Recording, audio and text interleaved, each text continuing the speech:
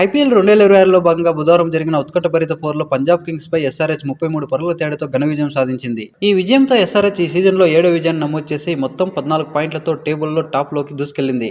మరోవైపు వరుసగా 3 మ్యాచ్లు ఓడిపోయిన పంజాబ్ కింగ్స్ 13 పాయింట్లతో రెండో స్థానానికి పడిపోయింది.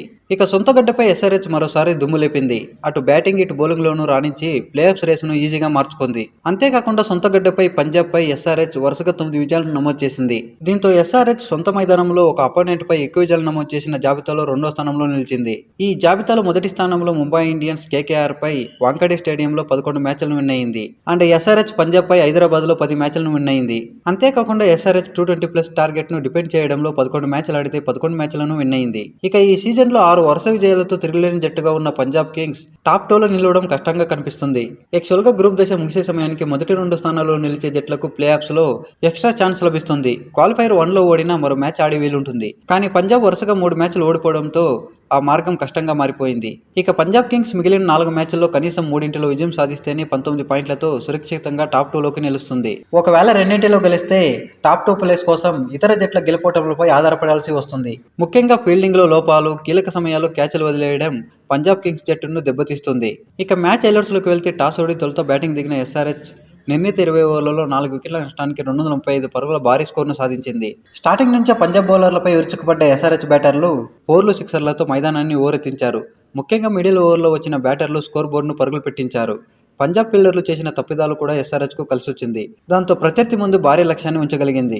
ఇక అనంతరం 236 పరుగుల భారీ లక్ష్యంతో బరిలోకి దిగిన పంజాబ్ కింగ్స్ జట్టు నిర్ణీత 20 ఓవర్లలో 7 వికెట్ల నష్టానికి 202 పరుగులకే పరిమితమైంది.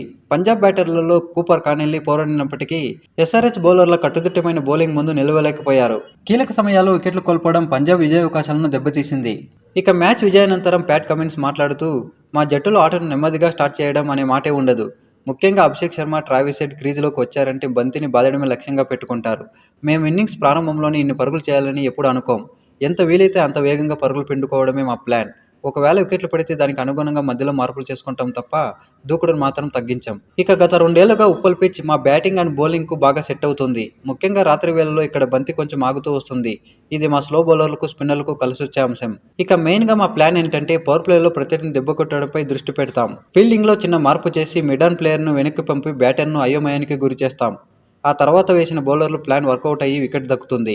ఇక టీంలో నితీష్ కుమార్ రెడ్డి వంటి నమ్మదగ్గ ఆల్రౌండర్లు ఉండటం వల్ల కెప్టెన్ గా నాకు బౌలింగ్ లో 6 నుండి 7 ఆప్షన్లు దొరుకుతున్నాయి. ఇది ప్లాన్ బి అమలు చేయడానికి చాలా యూజ్ అవుతుంది.